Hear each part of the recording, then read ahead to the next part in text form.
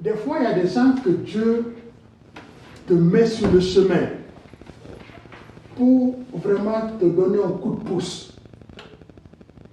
Et moi, pour moi, ce couple a été des gens que Dieu a mis sur mon chemin et qui m'ont vraiment aidé à faire un petit pas. Et des fois, je fais cette prière, même des fois quand je me lève le matin, je dis, mais Seigneur, mets sur moi, mets sur mon chemin une personne qui peut-être, moi, je peux donner aussi un coup de pouce, comme des gens aussi l'ont fait dans ma vie. En tout cas, c'est un grand honneur pour nous. C'est une grâce particulière de vous avoir.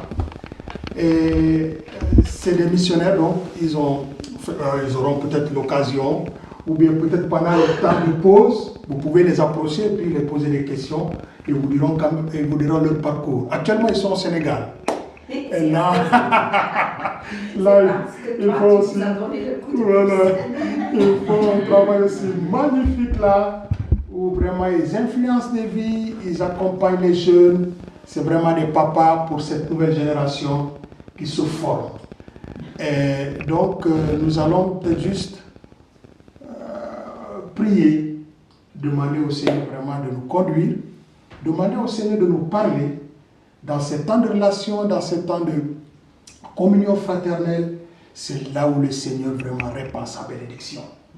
Et je suis sûr et certain que encore aujourd'hui, il est là pour nous bénir. Encore aujourd'hui, il est là pour nous accompagner. Encore aujourd'hui, il veut qu'on soit de ceux-là qui vont influencer cette génération. Parce que finalement, au finish, le but c'est ça. Moi, je pense que nous tous qui sommes ici, chacun est un projet de Dieu pour vraiment apporter, pour influencer, pour vraiment être utilisé par Dieu. Quel que soit ce que tu vis, quel que soit ce que tu es, et même ce que tu n'as pas, tu es un projet du Seigneur. Et je pense que ce matin, Dieu va utiliser ces moments encore pour nous conduire, n'est-ce pas, à impacter. Voilà. Et je vais juste peut-être, on va prier ensemble, remettre ces moments entre les mains de Dieu et dire, Seigneur, nous voulons vraiment que tu sois celui-là qui va nous conduire, qui va nous parler. Et voilà. Seigneur, nous voulons vraiment te dire merci pour ton amour, pour ta fidélité. Merci Seigneur pour ta présence parce que tu es là. Et tu veux encore, Père éternel, ce matin, en ce jour, restaurer. Tu veux guérir. Tu veux vraiment toucher. Tu veux vraiment nous transformer afin que nous soyons des agents de transformation. Tu veux vraiment nous influencer, Seigneur, afin que nous ayons un impact aussi. Parce que nous ne sommes pas là par hasard. Nous ne sommes pas dans ce monde par hasard. Si nous sommes là, Seigneur, c'est parce que tu veux œuvrer avec nous, Seigneur. Ô Père, ici nous voulons accueillir ta présence dans cette maison. Seigneur, Simon l'avait fait dans le temps. On voit ça dans la Bible. Il t'avait accueilli dans sa maison. Et là, tu as pris possession de cette maison. Et des choses se sont passées. Seigneur, nous nous attendons à toi parce que nous savons que tu es là et que toi, tu n'as pas changé. Seigneur, ce matin, tu vas parler à nos cœurs. Ce matin, tu vas nous restaurer. Ce matin même, tu vas nous guérir.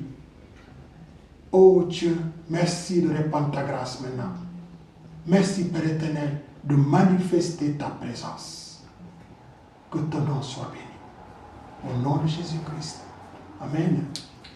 Merci beaucoup pour le privilège de pouvoir être avec vous, connaître ce que vous faites. Ouais. On va dire 2-3 mots de nous.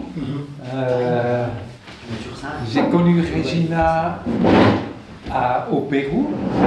On a fait un séjour missionnaire là-bas à l'âge de 22 ans. On était là, on est des instituteurs de l'école primaire et j'enseignais les enfants missionnaires et voilà, c'était là. Regina aussi a fait un séjour au Pérou comme stagiaire, 1 année, 2 ans, et c'est là qu'on s'est connus. Et après on a eu connaître le Pérou pendant 15 ans. On a eu nos enfants, on a 3. Les enfants sont tous maintenant en Suisse. Ils sont mariés et on est devenus des petits patriarches.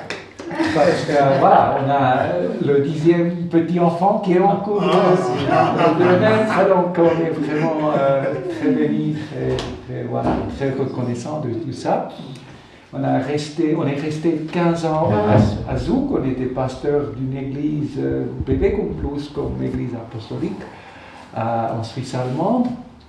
Et après les 15 ans, on a senti un appel pour sortir de nouveau en mission et on fait depuis 9 ans, 6 mois à l'année en Afrique.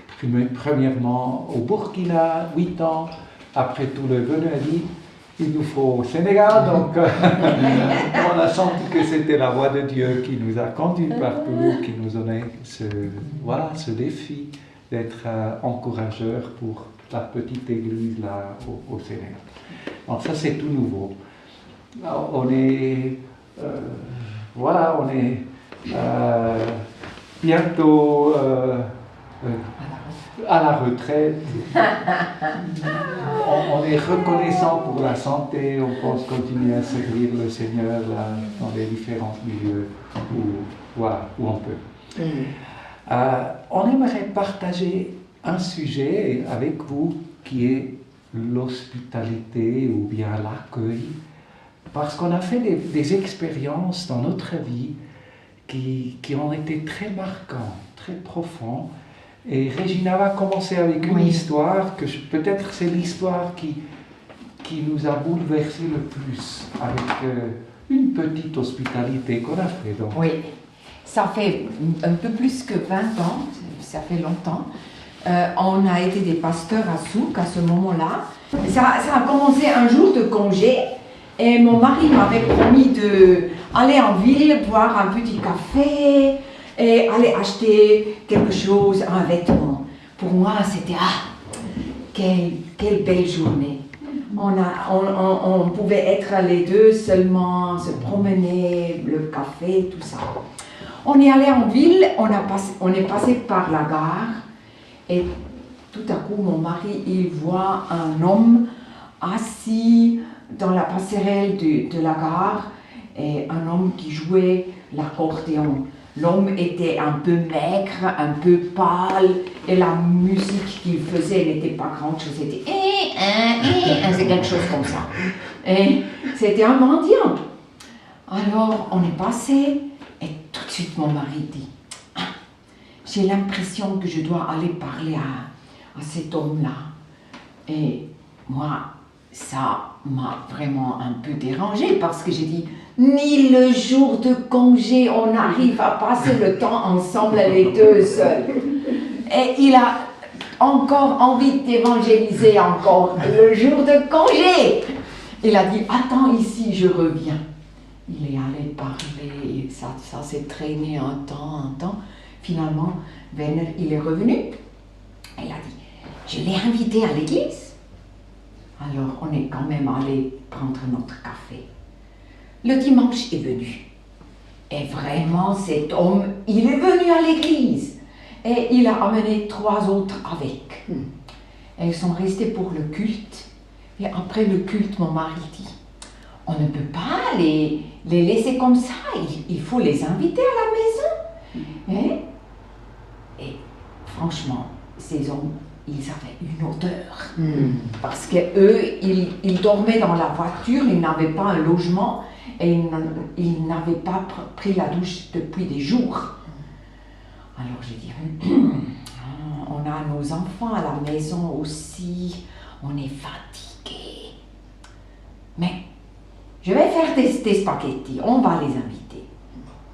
Et on les a pris à la maison, on a mangé ensemble. On a passé un temps ensemble et après le repas, mon mari, il a pris un peu de papier et il a commencé à expliquer l'évangile.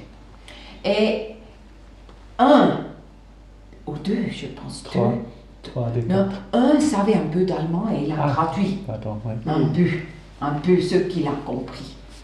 Et c'était des Roms venant de la Slovaquie, de l'est de la Slovaquie.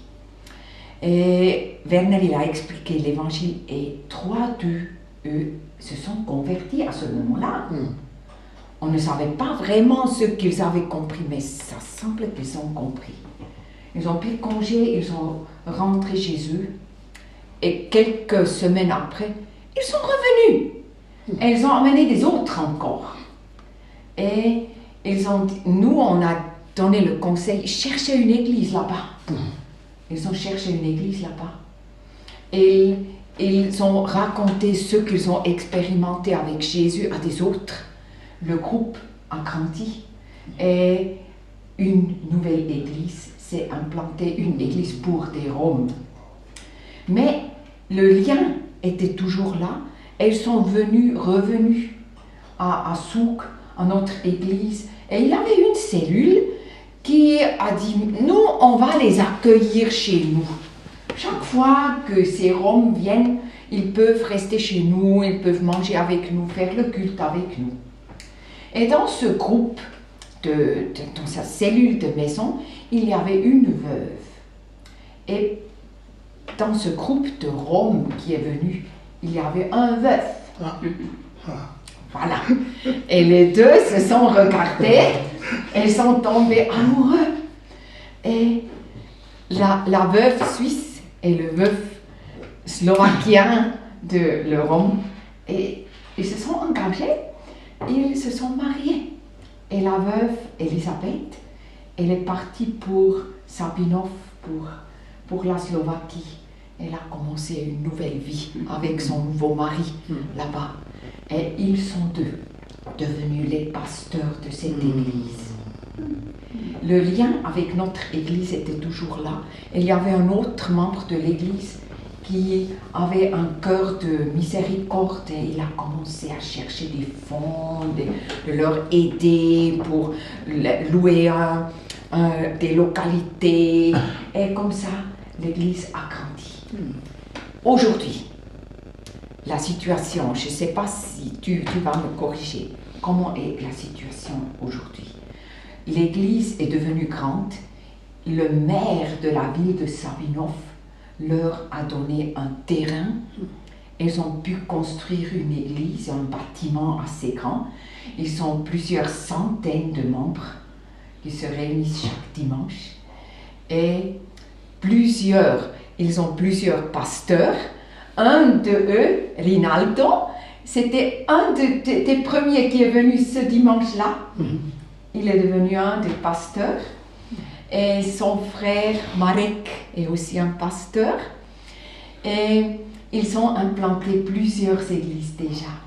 Je ne sais pas combien. Moi, j'ai aussi un peu perdu, mais dernièrement, quelqu'un m'a dit c'est 10 églises qui sont en train de...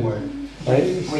Et dans un autre lieu, le maire, il a vu même ce qui s'est passé à Sabinov et il a dit, cette église, ils doivent venir chez nous parce que les Roms, c'est des voleurs, c'est des trompeurs, c'est des personnes alcooliques, c'est des personnes avec beaucoup de problèmes.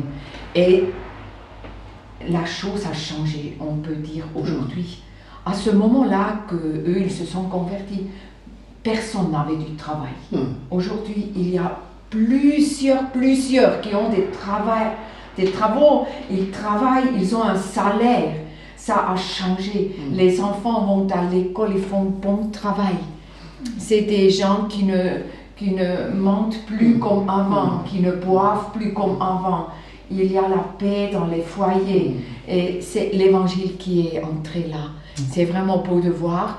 Et un autre maire, il a vu ça, cet exemple de cette église, et il a dit, eux, ils doivent venir chez nous pour qu'ils puissent avoir un changement dans la société.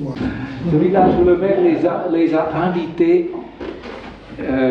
ils m'ont dit, juste dernièrement, une sœur de notre église les a visités, ils ont dit que c'est la ville ou le village, la ville, qui a plus de Roms de toute la Slovaquie. Ce nouveau village où ils implantent maintenant, c'est une ville, je pense il y a 9000 personnes et 8000 sont des Roms.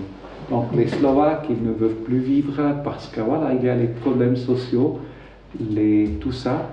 Et maintenant, le maire a voulu qu'ils arrivent pour implanter. Et c'est un des pasteurs qui allait vivre là, il a sa maison. Et l'église a commencé.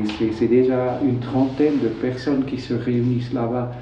Et l'impact, ça me donne des frissons parce que c'est vraiment quelque chose de Dieu. C'est tellement fort que le président de la Slovaquie a invité les pasteurs roms. Juste, je ne sais pas, pour honorer ce qui se passe, parce que c'est quelque chose de particulier. C'est un réveil. C'est quelque chose de Dieu. Voilà. L'accueil, l'hospitalité, c'est quelque chose qui est dans le cœur de Dieu. Je ne sais pas si vous pensez un peu en Dieu, où est-ce que vous voyez l'hospitalité? Si vous pensez en Dieu, si vous pensez en Jésus, au Père, où est-ce que vous voyez cette caractéristique de l'hospitalité en Dieu?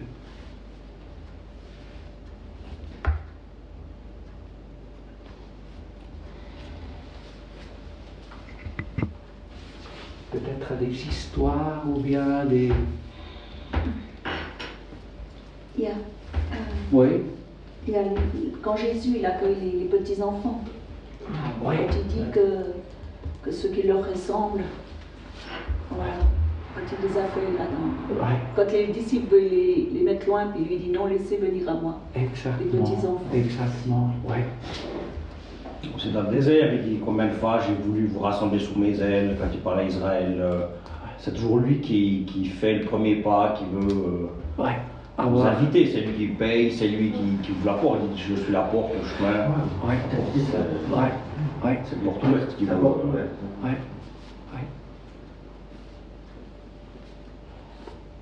Je pense que la Bible est pleine. Je veux juste qu'on lise quelques versets. Peut-être on va utiliser un peu la Bible, hein, si vous êtes d'accord. Et vous m'aidez, parce que c'est ennuyeux d'entendre toujours une seule voix. Vous m'aidez spontanément à lire. Il y a un verset que j'aimerais qu'on lise, c'est Jean 1, 38-39. Celui qui l'a trouvé, il va juste lire. Hein? Jean 1, 38-39.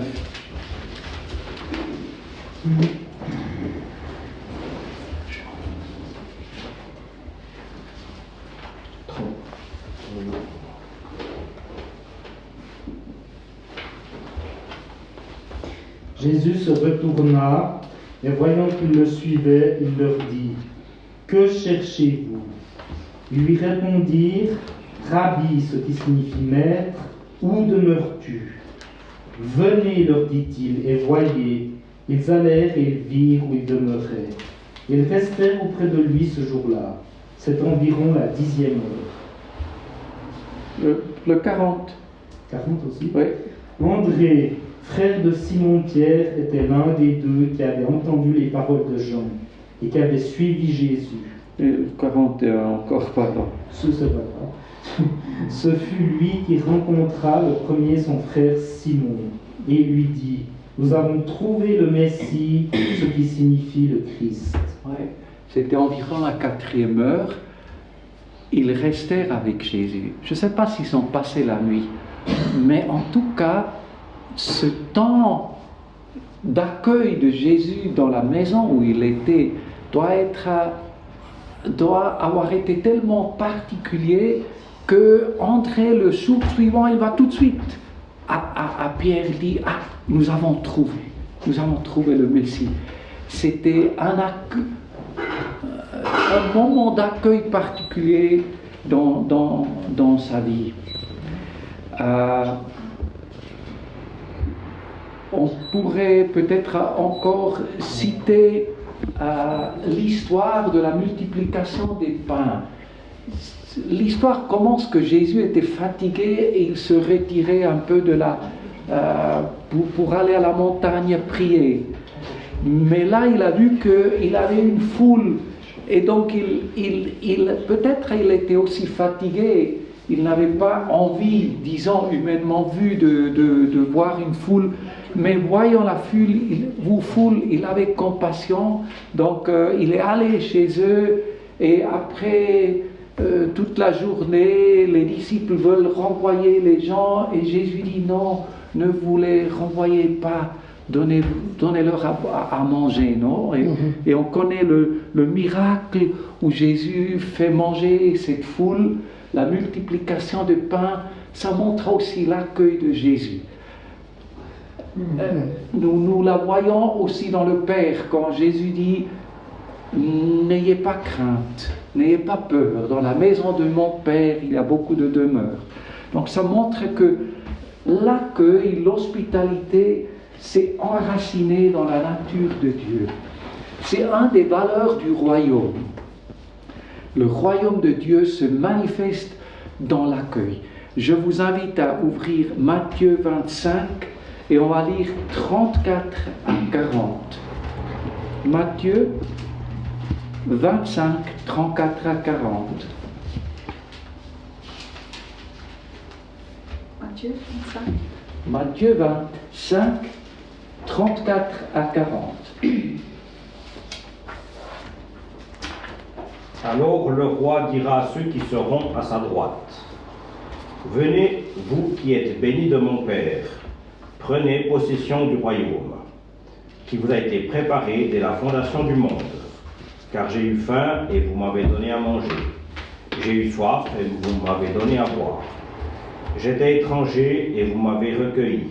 J'étais nu et vous m'avez vêtu. J'étais malade et vous m'avez visité.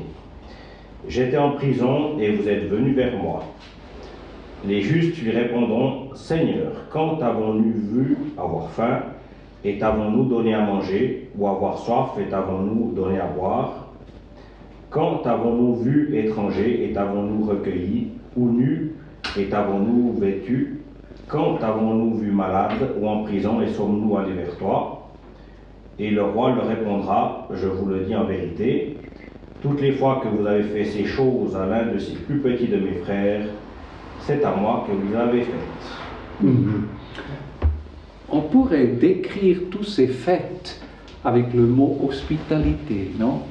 C'est accueillir l'étranger, mais c'est aussi donner à manger, c'est donner à boire, c'est vêtir quelqu'un qui n'a pas. Porter assistance. Pardon? Assister, Porter assistance. Quelque part, aussi visiter quelqu'un qui est malade. C'est l'inverse de l'hospitalité, mais ça appartient, non? Visiter les prisonniers et tout ça. Et Jésus commence le récit, dit, « Venez vous qui êtes bénis de mon Père, recevez en héritage le royaume. » Donc, l'accueil est partie du royaume. Si nous voulons être partie du royaume de Dieu, l'hospitalité va avec. Nous vivons dans une culture d'individualisme.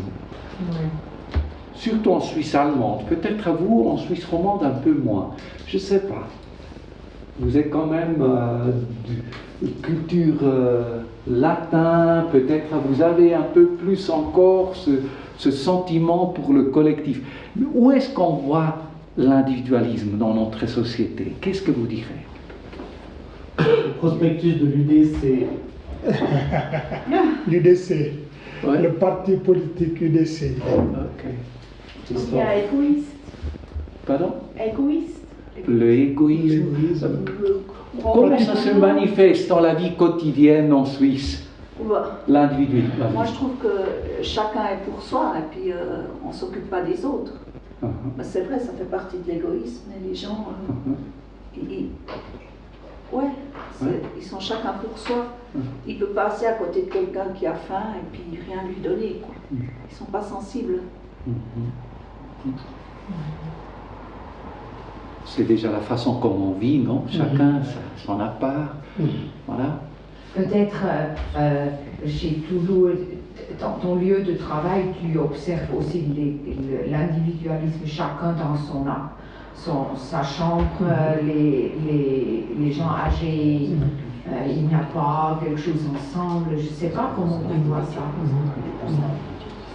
Il y a aussi le fait que la société rejette Dieu, c'est la chose la première, parce qu'on peut faire de l'accueil, mais si on ne craint pas Dieu, ça ne sert à rien. C'est la première chose, le début de la sagesse, c'est la crainte de Dieu. Et le fait qu'on mette Dieu dehors, c'est déjà se prendre Dieu pour nous-mêmes, et c'est une espèce d'orgueil, d'autosuffisance, quoi, de dire je sais mieux que Dieu. C'est quand même, la société évolue. Voilà. La société évolue, la communication est complètement perdue, si on veut, et tous les gens sont quand même. On est un peu pousse quoi. Ceux qui ont fait un autre pays, peut-être ceux qui viennent du voilà. Moi, par exemple, moi je pense que c'est aussi qu'il s'agit de question de culture, tu vois. Oui. Par exemple, parce qu'ici les gens peut-être ont grandi comme ça, ils ont chacun pour soi, tu vois. Et comme en Afrique, tu vois, les gens s'assistent, tu vois, les gens aident, tu vois. Moi, c'est un peu différent parce que souvent je dis, mais ici les gens sont trop individualistes, chacun pour soi, tu vois. Donc moi je me dis, c'est comme ça ici, tu vois. Les gens ont grandi avec ça, c'est normal, tu vois. Donc, mais moi, quand je vois ça, je touche un peu bizarre parce que moi je viens de là-bas aider, tu vois, c'est ça que moi je connais, tu vois. Où est-ce que, Moussa, tu vois la différence en la vie quotidienne, disons, dans cet aspect Sénégal-Suisse? Comment tu l'observes, l'individualisme ou le collectif là-bas? Moi, quand je regarde, c'est ici, je me dis, c'est comme ça que les gens vivent, quoi. Parce que je me dis, c'est comme ça que les gens vivent, c'est comme ça que les gens ont grandi. Mais au Sénégal, c'est vrai qu'il y en a des qui sont comme ça aussi, mais c'est très peu, quoi, de voir quelqu'un, genre, qui a besoin d'aide et que tu aides pas, tu vois. Et puis,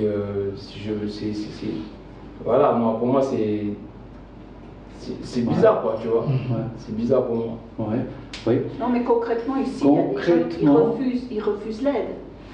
On a envie d'aider ou d'encourager quelqu'un, mais ils se ferment, quoi. Ça aussi, oui. En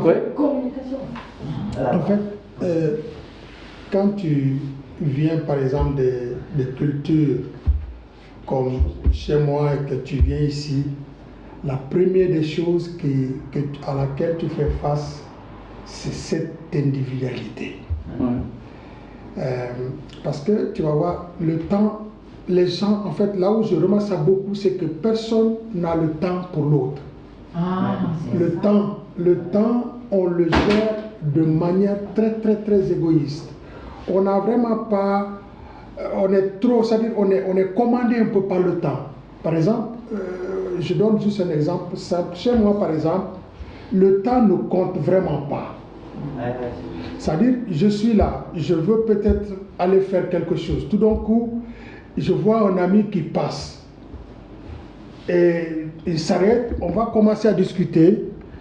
Et ça va terminer peut-être même dans la maison, on va s'asseoir, on va prendre le thé ensemble. Et puis quelque chose va s'organiser là. Le temps, vraiment, c'est pas le temps ne compte pas beaucoup. C'est vrai, quelque part, il y a le côté vraiment négatif, mais si on parle de ce côté accueil, parce que par exemple, chez moi, la personne peut avoir la seule chose, par exemple, c'est le seul kilo de riz qui lui reste.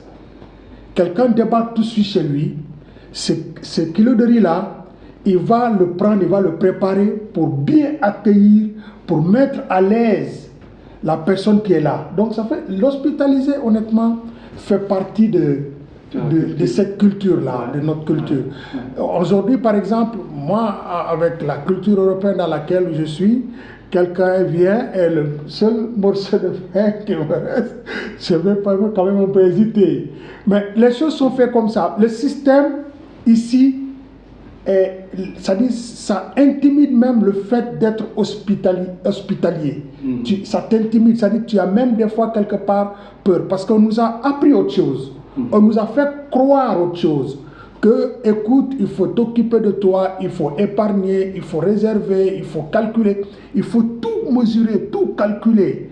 Et tout ce qui vient hors du cercle de ce que j'ai déjà planifié et calculé, ça ne va pas.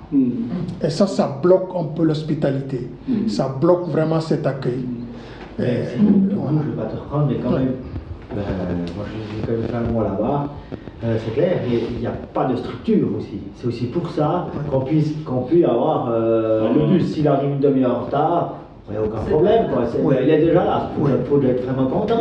Nous, il y a 2 minutes de retard, il y en a déjà un tel pour téléphoner, mais qu'est-ce qui se passe, pourquoi? Parce que quand même, on est structuré. C'est-à-dire, si tu arrives au boulot en retard, machin, tu as des risques, il y a tout. Tandis que là-bas, ben c'est clair, c'est comme tu dis, c'est tout différent. C'est surtout lié au climat. Si tu prends la carte du monde, plus il fait chaud, plus tu as la cool, parce que en Suisse, si tu ne travailles pas, tu meurs. Enfin, j'entends, si tu reviens 100 ans en arrière, si tu n'as pas bossé pendant l'été, puis tu n'as pas dans tes greniers quelque chose, l'hiver tu crèves. Si tu n'as pas de boîte à froid, si tu n'as pas le grain, tu as dit des pays plus chauds, tu peux encore cultiver, tu récoltes le manioc, le machin. Et si tu regardes sur toute la carte dans le monde, il n'y a pas d'exception. Il n'y a pas d'individu dans les pays chauds. Tu peux avoir une maison qui est moins bien isolée, tu pars des trous dans... Enfin, il pleut moins, il fait plus chaud, il y a moins cette obligation de te blinder pour survivre, quoi, en fait. Plus tu vas dans le nord, où il fait froid, en Russie, c'est pareil, là, tu as 3-4 mois de récolte, vraiment dans le nord.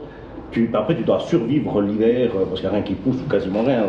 C'est une mentalité un peu plus de, comme tu dis, moi je vais en Italie dans ma famille, c'est beaucoup plus ouvert, c'est un autre monde, quoi, entre la Suisse et puis même tu vas au Tessin, à 100 km, tu vois que ça... Merci c'est plus grand. Oui, c'est comme vous dites. Et je pense que la culture nous marque. Et on ne va pas dire tout est négatif dans notre culture. On ne va pas dire tout est positif dans la culture où il y a plus de chaleur, mais juste cet aspect de l'accueil, c'est quelque chose qui s'est perdu. Oui. Bernard, je peux juste faire une intervention. Oui. Comment dire, quand il y a eu la catastrophe avec les inondations ici, l'année passée, il y a eu une mobilisation générale, c'est impressionnant. L'autre jour, j'ai vu le village en dessus, la Fontaine-Melon, il y a un scooter qui s'est fait renverser. Il y avait 20 à 30 des jeunes, des moins jeunes qui étaient autour pour aider, tout ça, un scooter renversé. Donc chez nous, ça existe. C'est beau, c'est beau, c'est beau, c'est beau. Oui, quand il y a des incendies, on va pas... catastrophe, quoi. Oui. Je pense, nous avons beaucoup de choses qui sont positives. Je pense que l'épargne n'est pas négative.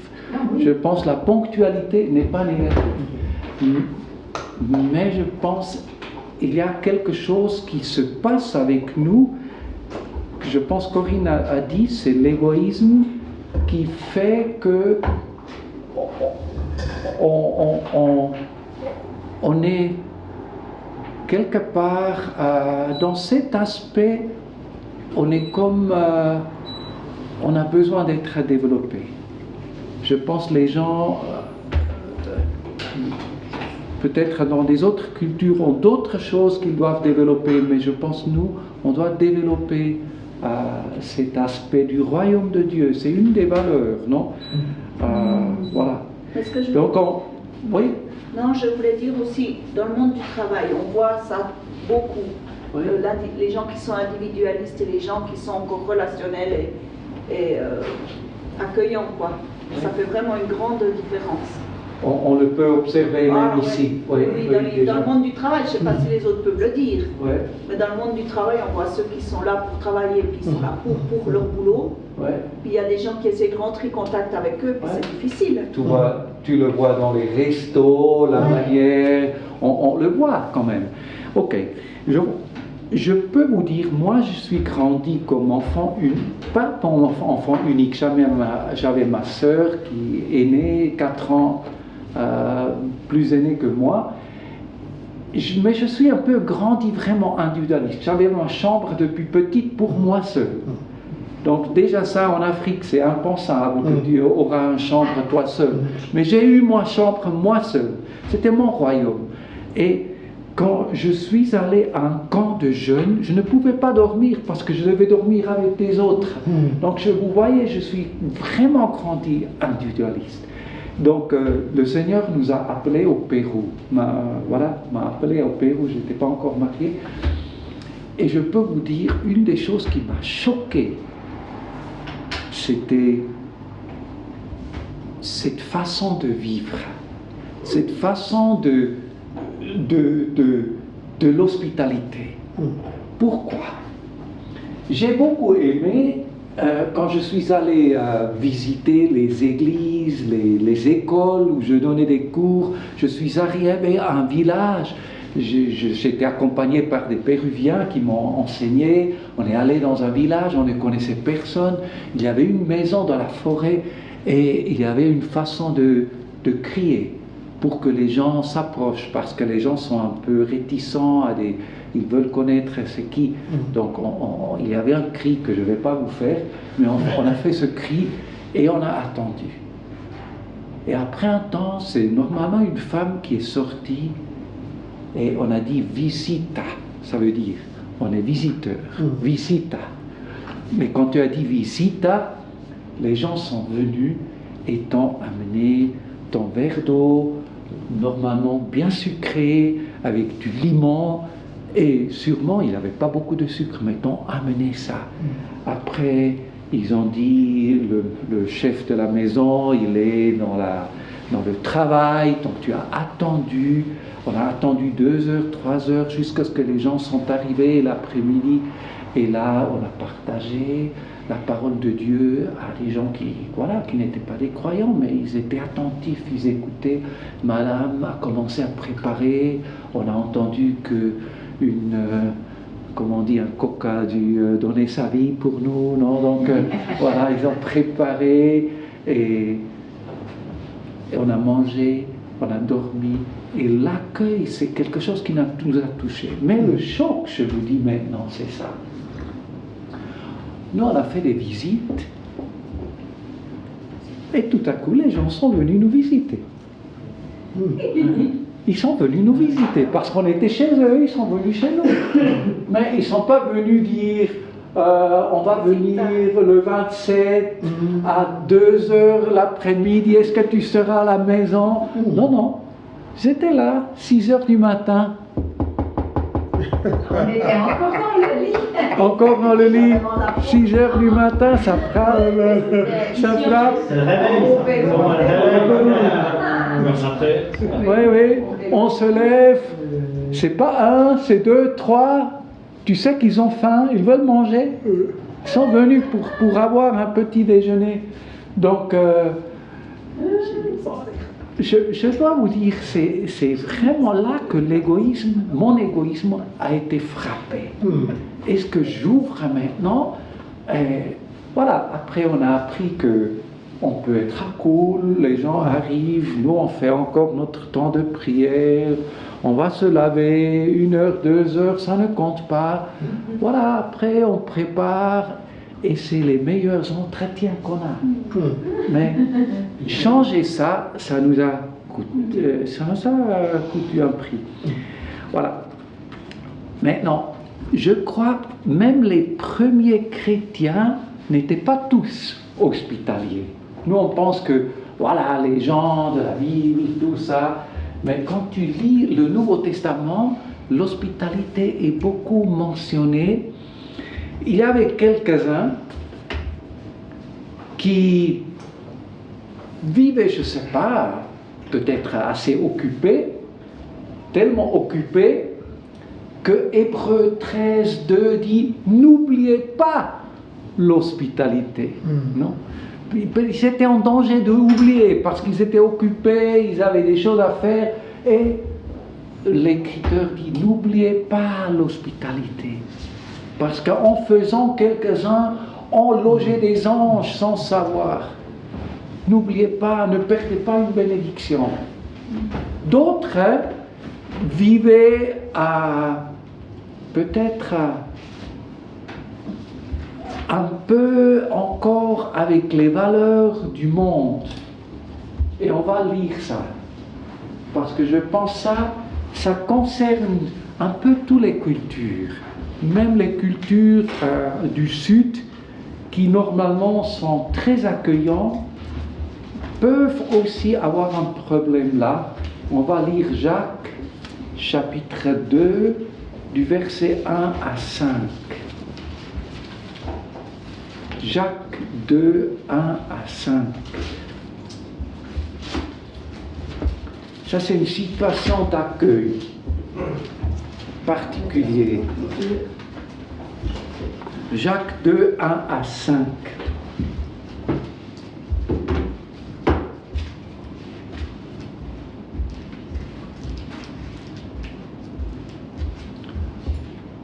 Vous lisez, hein? Frères, Jacques 2, 1 à 5. Mes frères, que votre foi en notre glorieux Seigneur Jésus-Christ soit exempte de toute acceptation de personne. Supposez en effet qu'il entre dans votre assemblée un homme avec un anneau d'or et un habit magnifique, et qu'il y entre aussi un pauvre misérablement vêtu. Si tournant vos regards vers celui qui porte l'habit magnifique, vous lui dites, « Toi, assieds-toi ici à cette place d'honneur. » Et si vous dites au pauvre, « Toi, tiens-toi là debout, ou bien assieds-toi au-dessous de mon marchepied. » Ne faites-vous pas en vous-même une distinction et ne jugez-vous pas sous l'aspiration de pensées mauvaises. Écoutez mes frères bien-aimés, Dieu n'a-t-il pas choisi les pauvres aux yeux du monde pour qu'ils soient riches en la foi et héritiers du royaume, et qu'il a promis à ceux qui l'aiment. Et vous avilissez le pauvre. Ne sont-ce pas les riches qui vous oppriment, qui vous traînent devant les tribunaux? Ouais. La question du riche et du pauvre, mais surtout ce que je veux toucher, c'est la question de la considération des personnes. Dans notre accueil, on peut être très sélectif. C'est qui que j'accueille? Et on va mesurer. On va voir, est-ce que c'est mon copain? Est-ce que c'est cool de passer du temps avec lui? Est-ce que c'est quelqu'un qui va me faire peut-être travailler un peu trop? Je ne sais pas. On peut être on peut mesurer les gens. Sélectif. Déjà dans l'église, hein, ça se montre. Dans une petite église de maison, ça peut se montrer quelqu'un vient, peut-être, comme Regina vient de dire, son odeur, c'est pas trop bien, peut-être l'hygiène n'est pas trop bien, donc tu vas l'écarter un peu de toi, parce que quand même tu veux pas être dérangé, donc tu l'écartes un peu. C'est déjà dans nos gestes, l'accueil se montre, non? Comment je m'approche ou je ne m'approche pas, comment je le laisse un peu à côté parce que c'est quelqu'un qui n'est pas cool. Voilà. Ou bien quelqu'un vient et on voit que c'est quelqu'un de bien. Donc, s'il vous plaît, vous voyez, on peut être très hypocrite dans l'accueil. Et je pense, Regina? Il y a 2 ans, il y avait une nouvelle famille dans notre église. Une famille aisée avec 7 enfants. Et je vous dis, les membres de notre église, ils ont invité cette famille. Ils ont fait un effort pour les gagner comme membres d'église. Ils ont dit, restez chez nous. Et on a été très gentils avec eux. Par contre, peut-être, c'est un pauvre réfugié qui vient à l'église. Voilà, il est là, voilà, il est là. Et on pense, lui, il ne va pas apporter grand-chose. Voilà, on est très... il va peut-être plutôt demander. Peut-être lui, il va avoir besoin de l'aide. Par contre, les autres, ça c'est des futurs membres et ils vont apporter quelque chose. Alors on va les inviter. Ouais. On a encore une 3e catégorie. Je viens de dire 3 catégories. Après, vous allez échanger à 2 un peu. Je ne veux pas vous fatiguer avec beaucoup de paroles. Petit exercice. Première catégorie, ceux qui vivent trop occupés qu'ils oublient l'hospitalité. On peut être parmi ceux qui vivent trop stressés, trop occupés, qu'ils n'ont pas du temps. Il ne se prend pas du temps. parce que c'est toujours aussi les priorités, comme je m'organise. Voilà.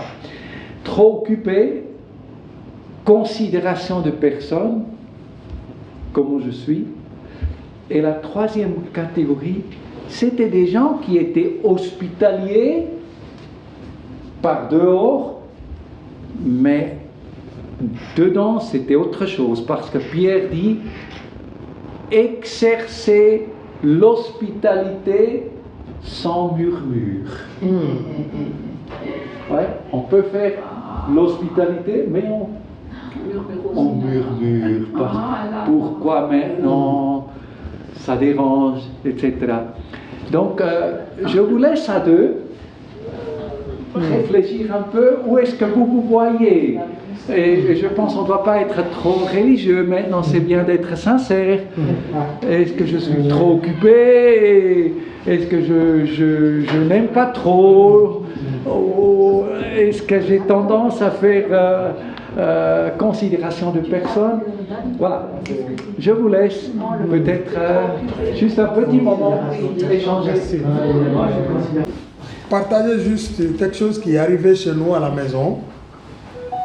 Ma femme rentrait une fois elle a pris le train, je crois tu rentrais de la Chaux-de-Fonds. Ouais, j'étais dans le train, à Neuchâtel-Mare. Voilà, elle a rencontré là une dame qui a vraiment besoin d'assistance, vraiment. Mais elle était un peu paumée. Je crois que même avant de venir, tu m'avais fait un petit message. Moi, j'étais encore au boulot. Quelque chose comme ça. Je me disais dans ma tête, mais ma femme, elle vient avec qui là encore dans la maison. J'arrive, je trouve la dame. La dame, elle était vraiment un peu paumée. Alors il faut dire que tout de suite dans mon cœur, là, c'est la culture africaine est partie, quoi. Tu sais. Cette culture accueillante, j'étais vraiment un peu... Ça va vite te reposer. Voilà. Je n'avais pas le temps, mais on n'avait pas le temps de s'occuper de cette dame et tout ça. Et là, je dis, quand on voit des trucs comme ça, je vois un peu que j'ai fait plus de considération de personnes. Ça aurait été peut-être une autre personne qui était bien, la tête sur les épaules. Peut-être je serais un peu plus accueillant. J'étais d'accord que j'étais un peu... C'est vrai, bon, pas trop, mais j'avais quand même manifesté que... Un petit mécontentement. Voilà, un petit mécontentement. Là, je me dis, mais quand on voit des trucs comme ça, je dis, mais Toulouse, peut-être là, le Seigneur te parle. Là. Non, je lui ai écrit un message, j'ai dit, j'ai quelqu'un à la maison, tu ne me connais pas encore. Parce qu'on était dans le train, et puis elle mangeait un poulet. Ça sentait le poulet. Et puis je passe à côté, je dis bon appétit madame. Comme ça, moi je suis comme ça, je lui souhaite bon appétit. Et puis après elle commence à parler avec moi, puis elle me tend un papier, elle me dit est-ce que je peux dormir chez vous ce soir? Et moi j'ai pas eu 30 secondes, j'ai dit oui. Je sais pas pourquoi, j'ai dit oui quoi. Alors on est venu à la maison, elle a dormi, puis le lendemain on a pris le train ensemble pour repartir. Puis voilà, elle a passé la nuit. Elle a bien mangé, elle a très faim. Excuse, elle ne vous a pas demandé de l'argent? Non, aucun. Une fois, elle a redemandé pour revenir dormir, et puis là, j'ai dit ça ne jouait pas. Et puis elle a rien dit. J'ai dit non, on ne peut pas te reprendre une deuxième nuit. C'était une nuit, c'était clair qu'elle venait juste une nuit. Merci beaucoup pour votre sincérité. Je pense que nous sommes tous des fois défiés. Je ne dis pas qu'on ne doit pas avoir le discernement, prier aussi, on va arriver à ça, mais je pense que Dieu veut stretcher. On dit ça, stretcher un peu notre étroiture, non? Un peu notre cœur doit s'élargir quelque manière. Ouais, parce que déjà, si on lit les caractéristiques d'un pasteur, c'est intéressant. Il n'est pas dit qu'il ait fait 3 ans d'école théologique, même si ça c'est bien. Mais il dit qu'il soit hospitalier. Hein? Est-ce que vous avez vu ça? Un ancien soit hospitalier, c'est un de ses caractéristiques. Pourquoi? Si un ancien d'église, un responsable d'église, n'est pas hospitalier, comment il va refléter le caractère de Dieu qui est hospitalier? Si nous, on n'est pas hospitaliers,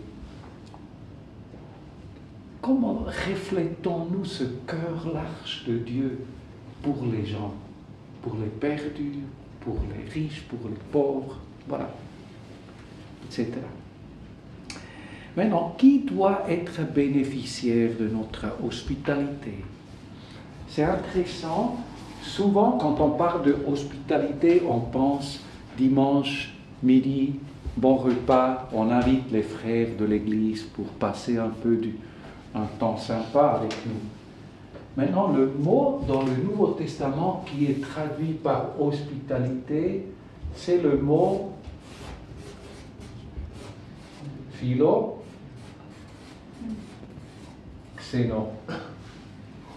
philoxénos. Ce mot est composé de deux mots. Le premier mot, le deuxième mot. Philo, c'est amour, c'est aimer. Philéo, aimer. Le xénos, ça c'est l'étranger.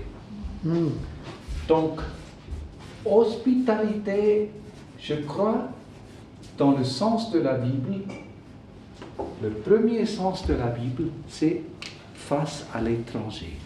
Comment on est face à la personne qui nous visite par première fois dans notre église de maison? Quelque part, c'est un étranger pour le groupe, non? Étranger, ça peut être quelqu'un de notre pays, mais étranger, ça peut aussi être quelqu'un qui n'est pas connu. C'est l'amour à la personne inconnue. Le prochain. Le prochain, ouais, exactement. C'est un petit témoignage, on n'a fait pas toutes choses bien, mais quelque part Dieu a traité, je pense, les 15 ans au Pérou, ont changé notre vie. Si tu passes du temps dans une autre culture, ça fait quelque chose avec toi. Et je pense l'accueil des gens a traité un peu notre caractère. Donc on avait tout de suite, au Pérou, on était membre d'une grande église et au parking, on avait déjà des gens qui nous accueillaient. Si tu as fait le culte là dans cette église, c'était à Lima, une grande église, il y avait peut-être 6 personnes qui t'ont embrassé. Mais à côté des gens qui te saluent, qui te connaissent, tu es entré à l'église.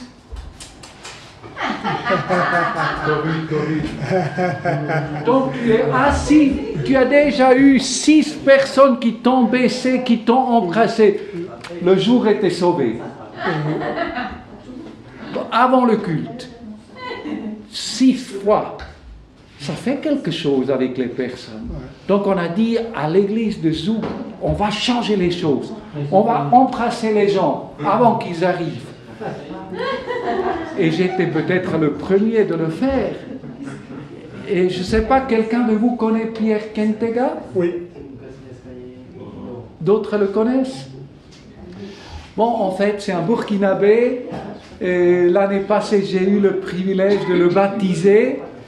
Il était un peu un fruit qui est mûri lentement, mais bien. Actuellement, il est en mission au Burkina, c'est un Burkinabé, il est rentré là, il est marié à une Suissesse. Et Pierre, quand il raconte, il dit que ce qui m'a tenu dans cette église, c'était ton emprunt.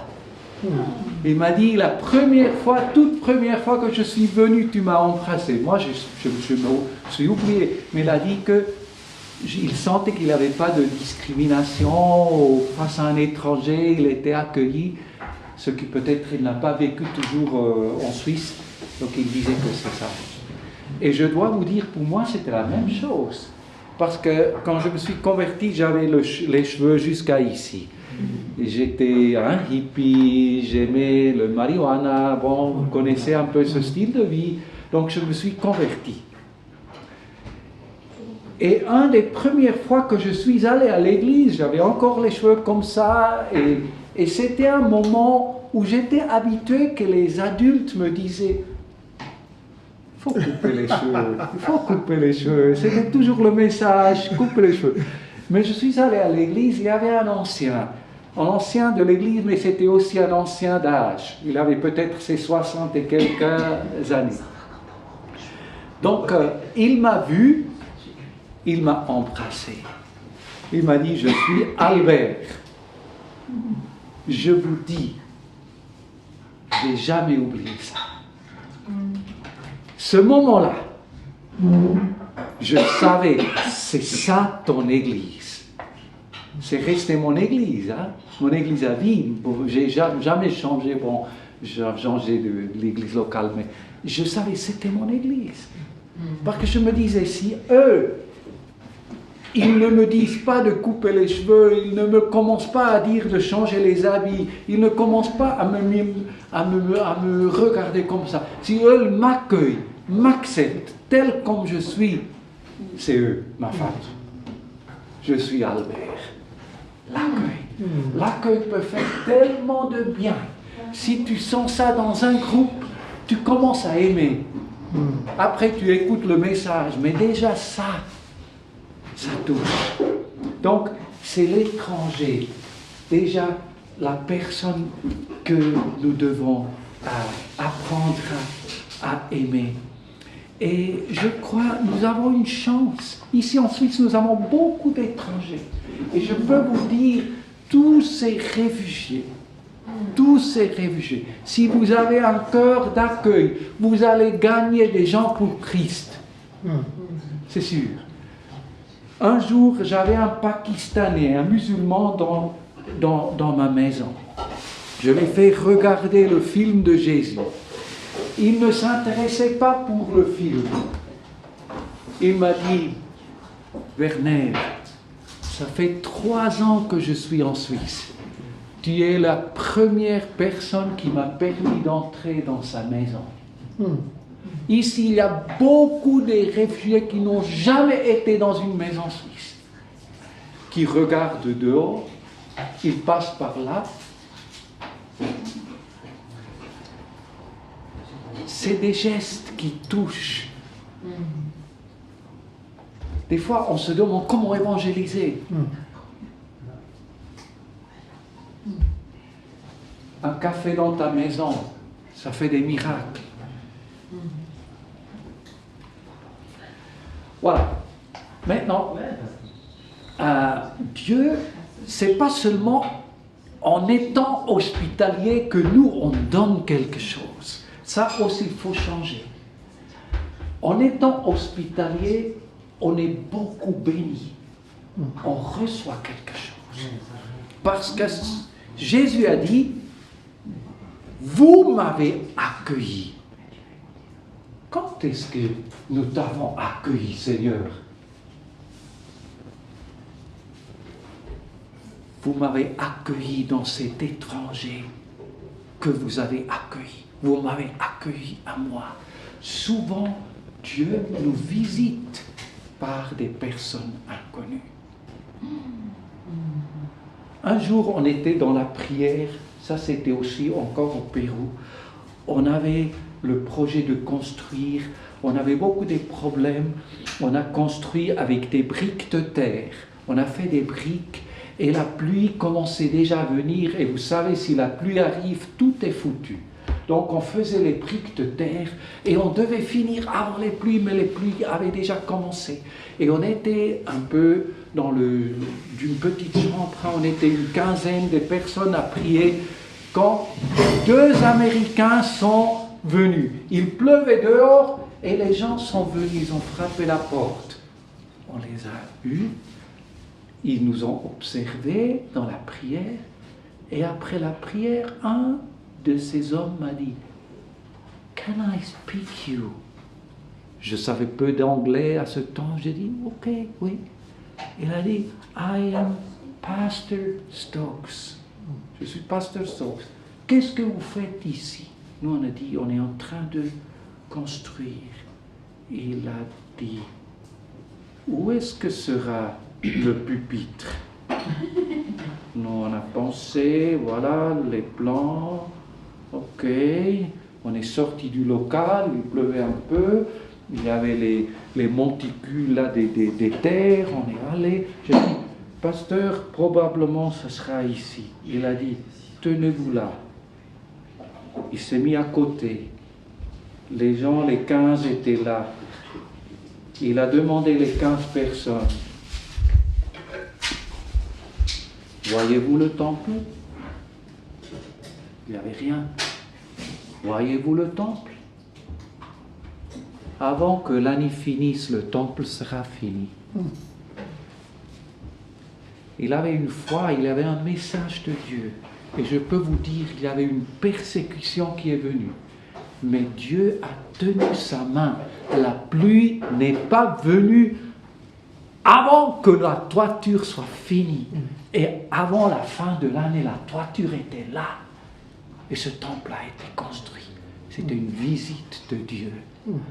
J'ai jamais eu plus de contact. Bon, une fois, il a écrit une lettre, donc c'était pas un ange, c'était un homme.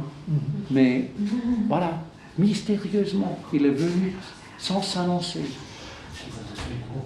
Dieu nous visite par des étrangers. Quel passage de la Bible vous vient à la tête où Dieu a visité des gens par des étrangers? Lorsqu'ils sont venus vers Abraham, là. Abraham, les 3 nomades qui sont venus dire, en disant que Sarah aura un fils d'ici avant que l'année passe, non? Voilà, et Sarah était en train de rigoler. Voilà. C'était Dieu qui les visitait. Par les Jésus avec la Pardon?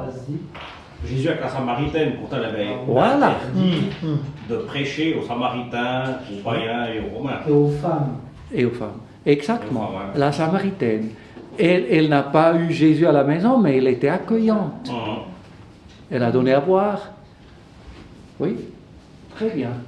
D'autres? Le prince éthiopien, là, qui a demandé à, c'était lequel? C'était pas Paul, à Philippe, oui. À Philippe de monter la carrosse. Voilà. Très bien, très bien. D'autres? Pour quelques-uns, l'hospitalité leur a sauvé la vie. Il y a Rahab. Rahab, exactement. C'était leur... voilà, c'était... Est-ce que c'était Élisée? Élisée qui a... Chez une veuve. C'était la provision de Dieu pour la veuve. Dieu peut pourvoir par un visiteur. Nous avons eu des témoignages au Burkina, un pasteur qui nous a raconté qu'il n'avait plus rien. Et un étranger est venu. Et la dame n'avait rien à lui servir. Et c'est comme ça l'Africain, non? Quand il n'a pas pour donner, il va prêter. Donc c'est normal, on va prêter aux voisins parce qu'on a des invités. Et on doit accueillir les invités, c'est comme une loi, c'est comme sacré. Donc la dame, elle va et elle prête un peu de l'argent, elle fait un thé, elle fait tout. Et après l'étranger, avant de quitter, il laisse des billets. Ouais, c'est une dame qui nous a raconté ses expériences. L'hospitalité, Dieu peut l'utiliser pour pourvoir. On a Lot. Toute la ville de Sodome était perdue, non? Était vouée à la perdition. Dieu voulait amener le jugement. Et Lot avait été la seule personne accueillante dans cette ville, non? Il accueillait l'ange. Voilà. Donc, on peut être béni. Donc, c'est les étrangers, je pense, peut-être un des premiers cibles de l'hospitalité. Étrangers dans tous les sens. Il y a une autre catégorie la Bible nous dit d'être accueillant. Matthieu 18, 5. Quiconque reçoit en mon nom un petit enfant me reçoit à moi-même. Les enfants. On n'a pas beaucoup d'enfants en Suisse, mais je pense de plus en plus les enfants deviennent, qu'est-ce que je peux dire, vulnérables, deviennent des enfants il me manque les paroles, non? Exposé. Exposé, exactement. Exposé à toutes sortes de tentations, dangers, violations, séduction, tout. Parents où les deux travaillent, les enfants délaissés, même, je ne dis pas dans le sens, en Afrique on a les enfants qui ne mangent pas, en Suisse on a les enfants qui mangent, mais qui n'ont rien d'amour, qui ont les ordinateurs avant une parole, non? Donc je vous laisse un moment réfléchir. Je pense qu'on va prier un moment. Est-ce qu'il y a un enfant dans mon voisinage que je pourrais devenir une petite tante, dont je pourrais devenir un petit grand-papa, ou peut-être un oncle ou frère ou aîné, ou voilà. C'est pas les foules maintenant, il faut regarder. Est-ce qu'il y a un enfant que vous voyez toujours qui rentre de l'école, mais vous savez bien qu'il n'y a pas des parents qui sont là, l'enfant, qu'est-ce qu'il va faire? Oui? Est-ce qu'il y a quelqu'un parmi vous que veut partager, une personne qui est venue à sa tête, qu'il voudrait... Corinne, juste un petit moment. Je voudrais ouvrir un moment. Est-ce qu'il y a quelqu'un qui vous est venu à la tête, que vous pensez que c'est une personne que Dieu a mis dans mon chemin? Moi, c'est tellement incroyable. Depuis hier, comme j'ai partagé là, hier à 1h30, je partais pour mon boulot. Et puis j'ai déjà vu la voisine qui vient habiter l'appartement en face de la porte, en face de chez moi. J'ai déjà vu qu'elle avait mis son nom sur la boîte aux lettres, et après elle a mis son nom. C'est un nom portugais. Et puis j'avais déjà prié il y a 3 mois en arrière parce qu'il y avait une dame avant, et j'ai entendu dire pour une autre voisine, ouais, de toute façon ils vont pas réussir à trouver quelqu'un pour cet appart. C'est comme moi aussi, elle m'a dit, la voisine, on n'arrive pas à louer ces 2 appartements en haut. Puis moi je tombe du ciel, parce que j'ai été envoyé parce que où j'étais avant, le toit a brûlé au début de cette année. Alors j'ai atterri là, le Seigneur m'a envoyé là. Et puis il y a cette voisine qui arrive, elle était devant sa voiture. Moi je lui dis bonjour, vous êtes la nouvelle voisine. Puis elle est venue vers moi, puis elle m'a ouvert son cœur. Une histoire pas possible, elle a perdu un enfant, elle a, elle était mariée pendant 2 ans, elle se faisait tabasser par son mari, elle a dit elle a fui, elle est aussi tombée comme par hasard chez nous, c'était... Puis je suis pas le seul, je suis très contente, je suis pas seul. Le propriétaire de la maison, il a aussi accueilli tout ça, il y a la concierge en bas. On s'est vu, tout ça, c'était... Merci beaucoup. Merci beaucoup. C'est Dieu qui nous met des personnes dans le chemin, non? Il y a quelqu'un d'autre qui voudrait partager. Des jeunes. Des fois, l'accueil, ce n'est pas forcément à la maison. L'accueil peut être aussi la manière comme je partage mon cœur avec quelqu'un. Oui, Héloïse. Moi, les filles dans ma classe, elle a du mal à s'intégrer. Ça fait quelque chose. Peut-être un petit peu. Autant de micro. On n'a pas le micro, c'est... Ok, on va écouter. Il y a une fille dans ma classe, elle a un peu du mal à s'intégrer avec les autres. Il y a quelques semaines en arrière, on a fait des présentations de nous-mêmes et on avait donné ce qui était dur dans notre formation. Et elle, c'était justement l'intégration avec les autres, aller vers les gens. Elle a du mal avec tout ça. Et depuis le début de l'année, j'avais remarqué ça et puis j'y pense un peu de venir, d'un peu l'intégrer dans la classe et puis j'avais pensé aussi à prier pour elle. Super. Elle s'appelle comment? Jolène.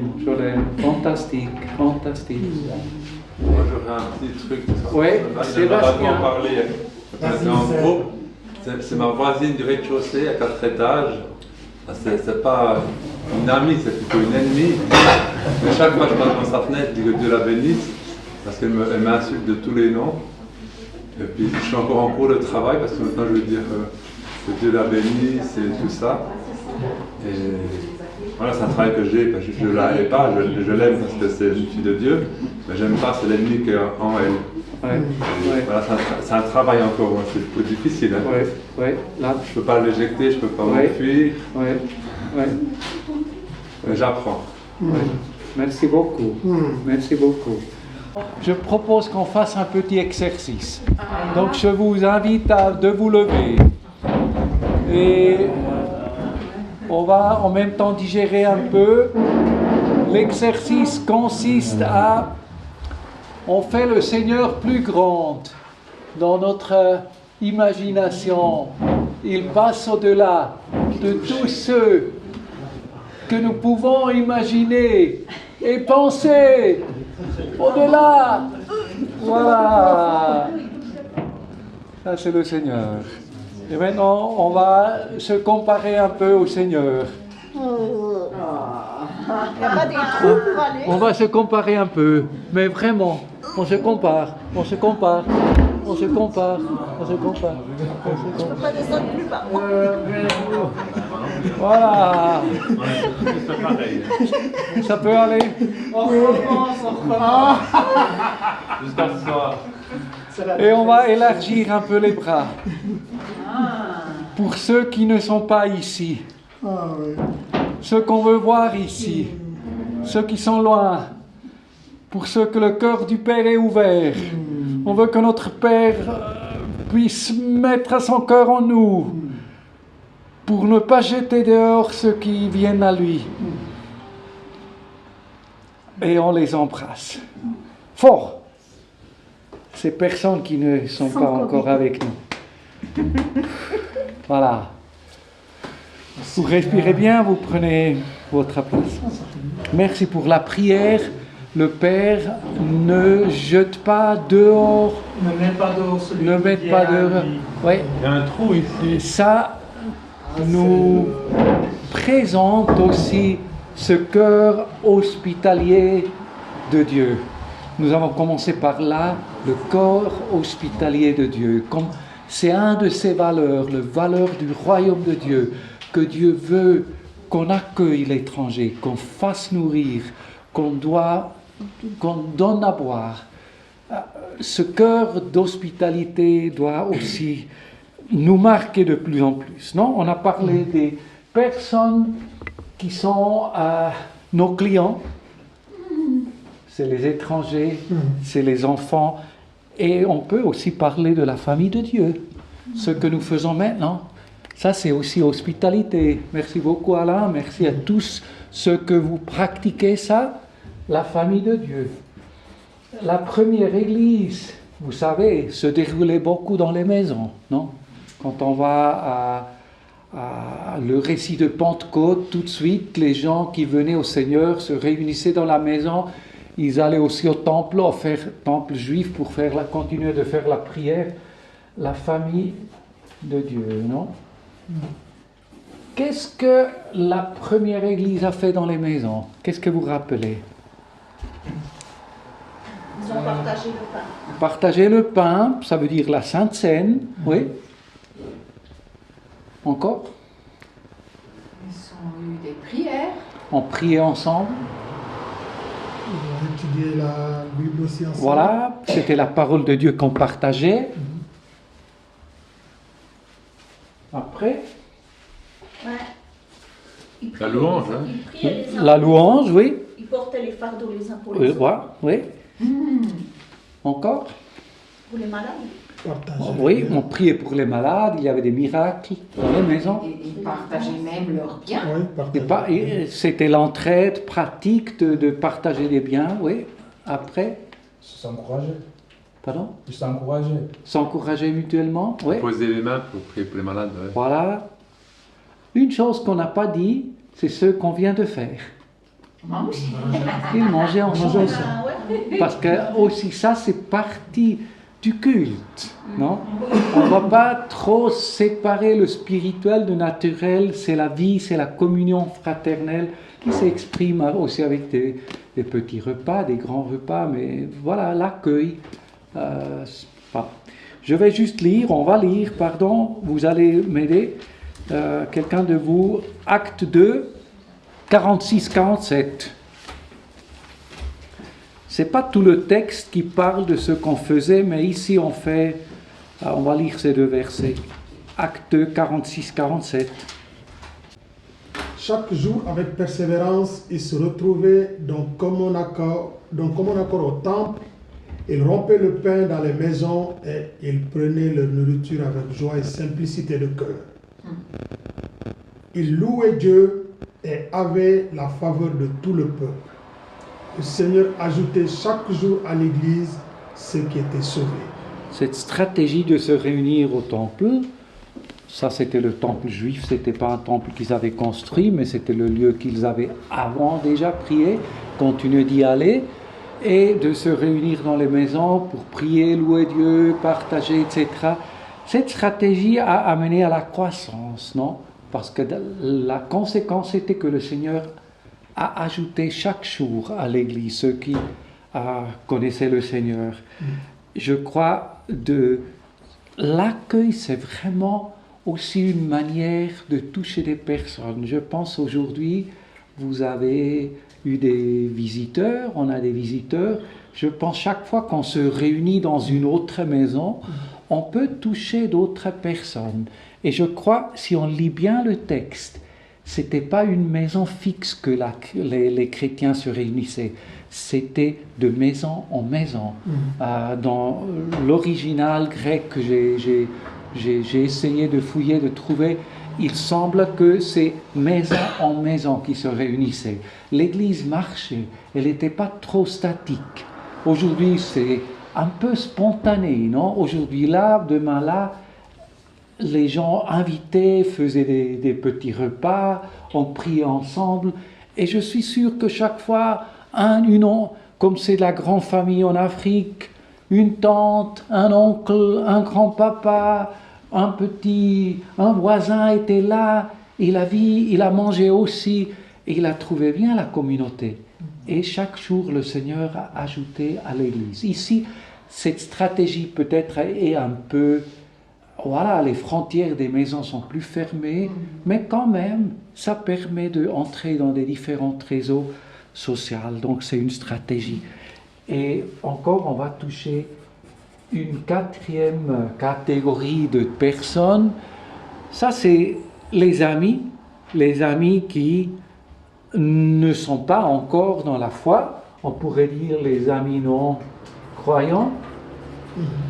Ou les amis qui cherchent. Il y a une histoire dans la Bible qu'il semble que Jésus a utilisé cette stratégie pour entrer dans des réseaux sociaux. Comment Jésus est entré dans le réseau social des publicains, des collecteurs d'impôts, des fonctionnaires publics, disons. Quelle était la stratégie de Jésus pour gagner ce groupe social? Non, moi j'aime beaucoup l'histoire de Zachée. L'histoire de Zachée? Parce que Zachée voulait voir Jésus, puis Jésus, il a vu Jésus, mais il a été chez lui. Et puis ça a transformé la vie de Zachée, quoi. C'était aussi l'hospitalité, mais c'était maintenant l'hospitalité de Zachée, non? Et Jésus a provoqué cette hospitalité. Qu'est-ce qu'il a dit?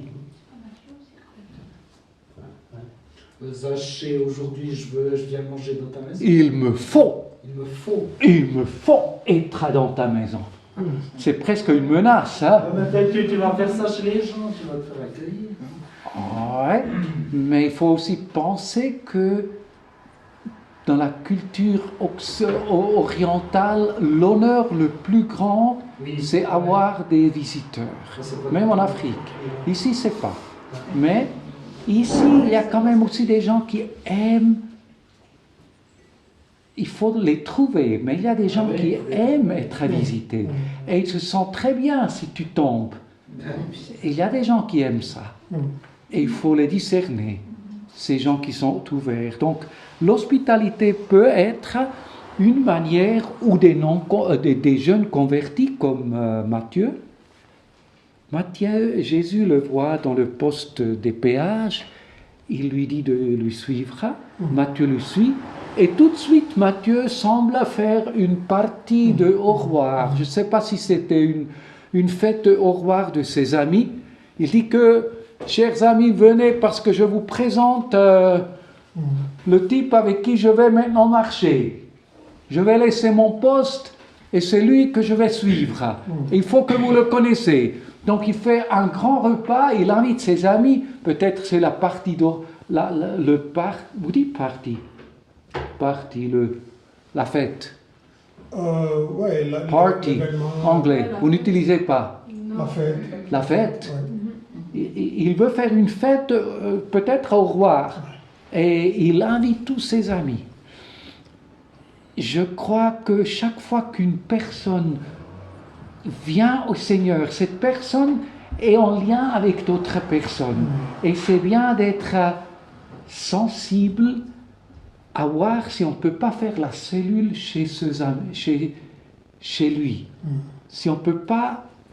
Bon, le cas est différent de chaque personne, mais des fois, il y a des amis non convertis qui ont leur réseau.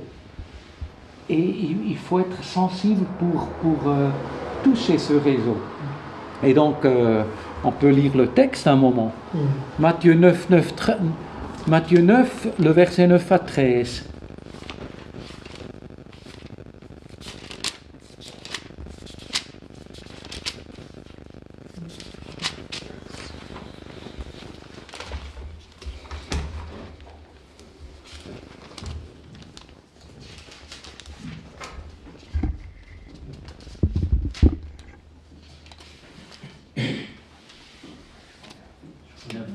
Oui.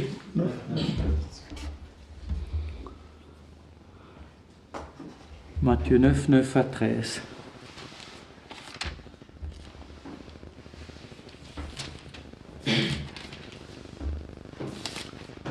Quelqu'un, Moussa, tu peux lire, s'il vous plaît? Allez donc apprendre le sens de cette phrase des livres. Matthieu 9, du 9 au 13. Matthieu chapitre 9, verset 9. Là, il ne faut pas manger à 9. Hein. À 13. 9, 9. Ok. Voilà. Jésus s'en va. En passant, il voit un homme appelé Matthieu assis au bureau des impôts. Jésus lui dit, suis-moi. Matthieu se lève et il suit Jésus. Ensuite, Jésus prend un repas dans la maison de Matthieu. Beaucoup d'employés des impôts et des pécheurs viennent manger avec Jésus et ses disciples. En voyant cela, les pharisiens disent aux disciples de Jésus, votre maître mange avec les employés des impôts et avec les pécheurs. Pourquoi donc? Jésus les entendit et il dit, les gens en bonne santé n'ont pas besoin de médecins, ce sont les malades qui en ont besoin. Allez donc apprendre le sens de cette phrase des livres saints. Je désire l'amour et non les sacrifices d'animaux. En effet, je ne suis pas venu appeler ceux qui se croient justes, mais ceux qui se reconnaissent pécheurs. Donc, on peut faire des fêtes Matthieu, non? Ça veut dire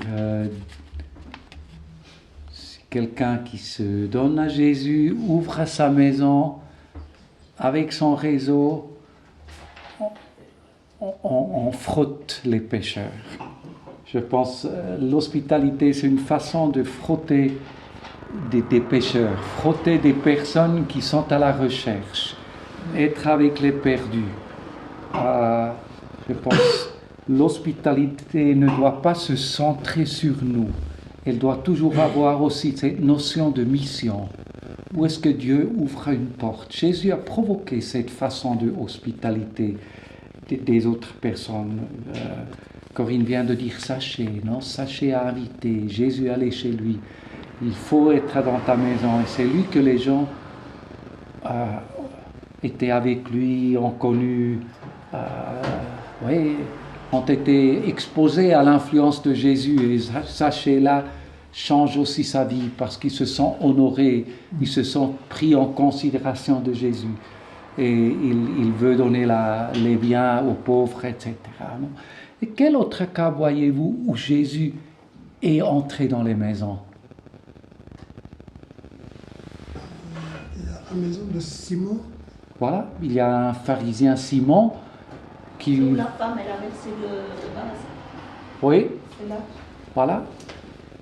Autre cas? Là où il est... Marthe et Marie. Marthe et Marie, non, il est entré souvent là, plusieurs fois. Chez Lazare. Lazare, oui. Où il est parti guérir où il a ressuscité le mort, je sais pas. Ah, le chemin là, fils de Jairus. Oui, Jairus, oui. Il est allé dans les essences. Exactement. Exactement. Donc Jésus, il a des fois provoqué l'accueil. Ouais. Je sais pas, des fois c'est ça que les gens leur fait sentir que quelqu'un est important. J'ai un ami, c'est vraiment quelqu'un de riche, très riche, mais aussi très connu dans les médias et en même temps seul, solitaire. Oui. Et si je veux le voir, c'est difficile d'avoir un rendez-vous avec lui parce qu'il est toujours n'importe où, n'importe avec qui. Mais si je veux le voir, je tombe.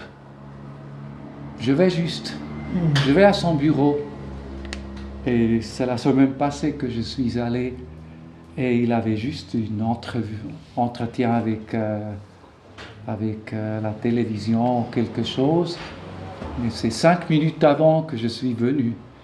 Donc la secrétaire m'a dit « Ah, monsieur, il a un entretien, mais attendez. » Donc lui, il sort.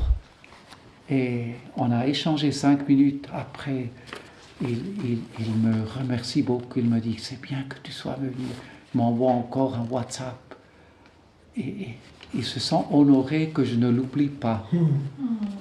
Des fois, des gens, il faut les tomber au-dessus. Il faut discerner. C'est pas chacun est de la même manière. Ouais. Mais peut-être cette stratégie, je vous laisse penser.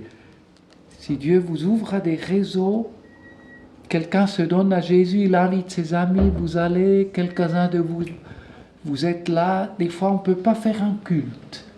Des fois, c'est juste peut-être, on prend un verre, on prend 2 verres, mais il faut aussi savoir arrêter, vous savez, non? Mais quand même, on est là, on échange. Peut-être on peut prier pour un malade. Jésus a mangé et a fait des miracles. C'était pas trop structuré, les visites de Jésus. Il a mangé, après il avait un problème, il a révélé le cœur de quelqu'un, il a pardonné des péchés, il a prié pour quelqu'un, il a guéri. Donc je pense que cette façon, donc l'hospitalité, et c'est nous qui accueillons, mais aussi des fois c'est bien d'aller. J'ai senti ça avec les réfugiés. Ils aiment beaucoup qu'une fois on ouvre sa maison pour eux. Ils aiment ça parce que là, ils savent que on ne les rejette pas. Mais autant ils aiment qu'on aille chez eux. Ils aiment beaucoup, beaucoup, même dans les camps de réfugiés. Si on a la possibilité, quelqu'un t'invite, tu as son numéro, il t'invite, tu vas chez lui, il va te faire un thé, il va t'accueillir, tu vas sentir qu'il se sent comme élevé. Ça lui fait beaucoup de bien. Ouais, et là, tu peux offrir la prière, musulman, hindou, chrétien, catholique, n'importe, il va accepter. C'est quelque chose qui se passe quand tu vas dans la chambre de quelqu'un. Ouais. Et ça fait une relation profonde. Ouais.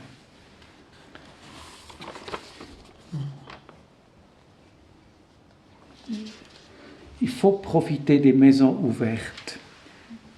Jésus a parlé de la maison de paix. Ça vous dit quelque chose? Il a dit quand il a envoyé ses 2 disciples, peut-être on va lire ça, Luc 10.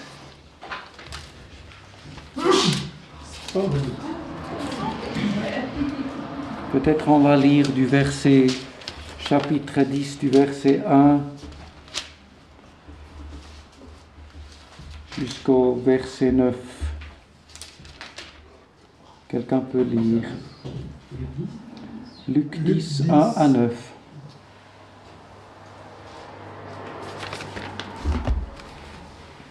Après cela, le Seigneur choisit 72 autres hommes et les envoya 2 par 2 devant lui dans toutes les villes et tous les endroits où lui-même devait se rendre. Il leur dit, « La moisson à faire est grande, mais il y a peu d'ouvriers pour cela. Priez donc le propriétaire de la moisson d'envoyer davantage d'ouvriers pour la faire. En route, je vous envoie comme des agneaux au milieu des loups. Ne prenez ni bourse, ni sac, ni chaussures. Ne vous arrêtez pas en chemin pour saluer quelqu'un. Quand vous entrerez dans une maison, dites d'abord paix à cette maison. Paix à cette maison, non? Donc on va à une maison, oui? Si un homme de paix habite là, votre souhait de paix reposera sur lui. Sinon, retirez votre souhait de paix. Je crois qu'il faut comprendre ça. Si se trouve là un enfant de paix, ça veut dire si vous êtes accueilli dans une maison. Demeurez dans cette maison-là, mangez, buvez ce que l'on vous y donnera, car l'ouvrier a droit à son salaire. Ne passez pas de cette maison à une autre.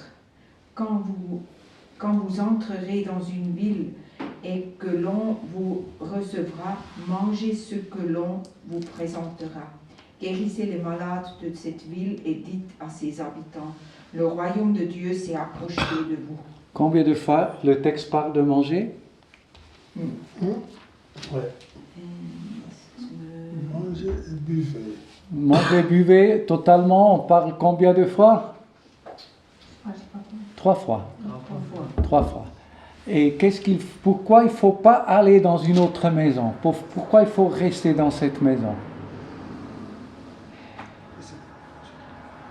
Il faut toujours... Pardon?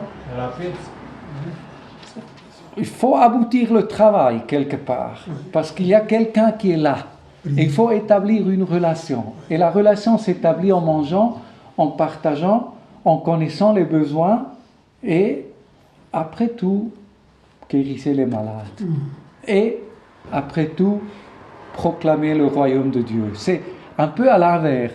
Au lieu d'aller de maison en maison, style témoin de Jéhovah, Jésus t'aime, je vous donne ce traité, s'il vous plaît, vous lisez ça, merci beaucoup, au revoir, prochaine maison, ça, je vous ai amené un calendrier, parle de Jésus, Dieu vous bénisse. Je ne veux pas dire que c'est mauvais, mais ce n'est pas ça la stratégie, c'est une stratégie relationnelle. Donc on peut manger dans les maisons, on peut partager, etc. et faire connaître après l'évangile aussi. Jésus a fait ça avec le sachet, on le voit dans le livre de Actes. Est-ce que vous vous rappelez un cas d'une maison de paix dans le livre des Actes?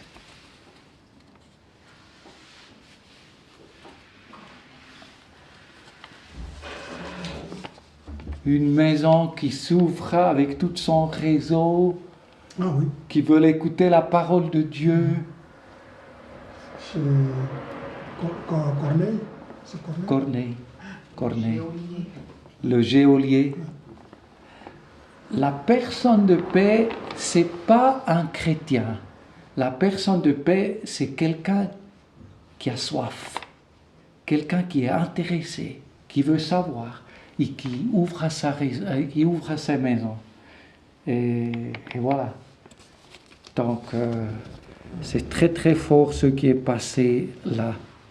Je sais que cette stratégie dans notre culture, peut-être, elle est un peu... C'est un peu différent, parce que les gens souvent ne sont pas dans la maison. Notre beau-fils, il est allé un temps dans sa vie, il a fréquenté,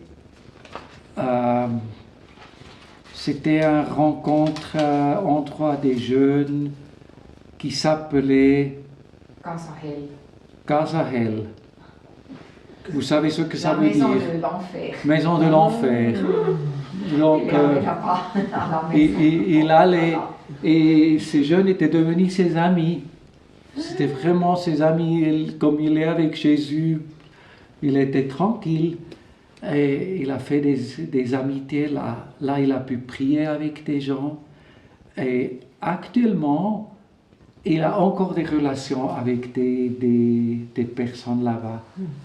Donc, le royaume de Dieu n'est pas toujours dans nos murs. Des fois, il faut sortir. Ouais. Mais je ne conseille pas que vous allez tous faire la même chose. Hein. Mais juste nous encourager un peu de aussi stretcher nos limites et de voir que il y a des jeunes qui sont accueillants et il y a des personnes qui ont soif, qui veulent écouter plus. Mais peut-être on ne peut pas aller à leur maison, mais ils ont leur coin où on les trouve, non? Voilà. Bon, après, il est allé à deux, hein, il n'est pas allé seul. Ça, c'est aussi à conseiller que tu ne vas pas seul à des endroits comme ça. Parce que toujours, il faut aussi se dire qui influe qui. Si tu vas là-bas et finalement, c'est toi qui es influencé, c'est toi qui deviens leur disciple, c'est ça pas le but. Ouais. Il ne faut pas devenir disciple, il faut qu'eux ils deviennent disciples de Jésus, non? Donc il faut aller à deux voilà, pour être fort. L'hospitalité, elle a des limites.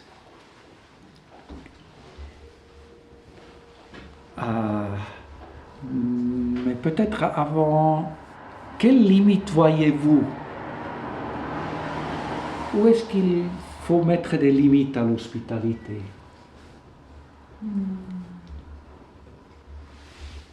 Moi, je dirais, si ton hospitalité porte préjudice à ta famille, notamment si tu invites toujours des gens et puis tu dis à tes enfants qu'il faut laisser ta chambre pour les étrangers, et que l'enfant perd son espace, quoi. Ça, c'est déjà une limite, quoi. Il y a aussi la suite de Luc, on a lu jusqu'à 10, mais la suite, c'est écrit, mais dans quelque ville que vous entriez, où on ne vous recevra pas, allez dans ces rues et dites, nous secouons la poussière même de votre ville, qui s'est attachée à vos pieds, sachez cependant que le royaume s'est approché. Ouais. Il y a la limite aussi. Il y a des limites, oui, c'est ça. C'est ça. Ce que dit Corinne, je pense c'est important, il faut un équilibre. Notre première responsabilité en tant que parents, c'est face à nos enfants, c'est pas face aux visiteurs. Et si on voit que quelque chose va affecter négativement le mariage, le couple, les enfants, il faut être prudent. Il faut savoir à qui on peut inviter et combien de temps. Des fois, il faut mettre des limites. Est-ce qu'il y a d'autres limites qu'il faut mettre? L'alcool. Pas trop boire. Hein. Oui, toi-même, si on fait ces visites à d'autres, il faut savoir se mesurer. Pas devenir disciple de l'alcoolique, non? Ouais. Moi, je trouve aussi le temps. Si moi, je dois me lever, maintenant je suis un peu âgée, mais s'il y a des visiteurs qui aiment rester jusqu'à minuit dans ma maison, c'est beau, mais si moi, je dois me lever à 6 heures du matin pour aller au travail, après, je sens ça. Ça, c'est sûr. Est-ce qu'il ne faudrait pas limiter aussi un peu le temps ou dire venez vendredi, samedi on peut dormir, c'est ça. Oui, il faut parler, il faut être naturel, non? Aussi, admettre, on avait quelqu'un qui avait une cellule dans notre église et il faisait comme ça, et les gens avaient l'habitude de rester un peu trop longtemps. Donc lui, il a dit, moi je vais me dormir. Je vais au lit, la cellule, elle reste encore. Vous pouvez continuer. Il a dit, bye bye. Et bon, oui, ils ont compris. Donc il faut être naturel. Oui. Non, mais j'ai pensé au niveau...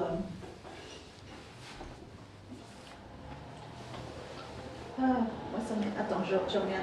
Oui. Mais non, je pense qu'il y a aussi le limite, s'il y a des profiteurs, non? Vous voyez ce que je veux dire. C'est pas quelqu'un veut vraiment profiter de toi, il veut pas travailler, il bouge même pas une cuillère, il commence encore à réclamer, il veut il abuse de l'hospitalité. La Bible dit aussi, celui qui ne travaille pas, qu'il ne mange pas, non? Donc il y a aussi des limites qu'il faut mettre à des gens qui sont juste un peu paresseux. Peut-être aussi le limite si quelqu'un amène vraiment une influence négative. Il y a le texte que la Bible dit, si quelqu'un amène une autre doctrine, il ne faut pas l'accueillir, non? Ça veut pas dire que quelqu'un qui ne connaît pas Jésus, on va lui dire si tu n'es pas chrétien, tu ne peux pas rester. C'est pas ça. Mais quelqu'un qui vient avec... Qui vient imposer. C'est ça. Quelqu'un qui vient imposer, qui dit... Voilà. Même pas imposer, mais qui vient juste en parler. J'ai eu l'expérience au travail. Il y avait une dame qui avait été placée comme moi, mais elle est à fond dans l'hindouisme. Et puis... on était à la pause, elle est venue pour la pause, et elle a commencé de parler. Et mon collègue lui disait, alors comment s'appelle tel Dieu, tel Dieu. Et elle a commencé de faire tout un discours, et tout le monde était, waouh, ah ouais, c'est intéressant.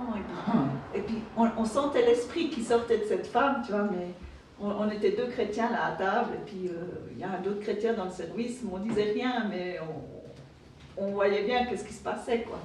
Mais ça peut être très fort l'influence que certaines personnes ont dans leur croyance et dans leur façon de conduire les choses, quoi. Et puis j'aurais pas envie de l'inviter à la maison pour qu'elle me parle toute la soirée de Shiva et de... Oui, c'est vrai, c'est vrai.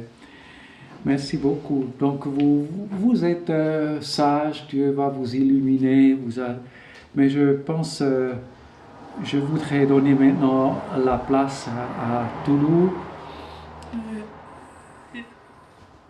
L'hospitalité, c'est un exercice.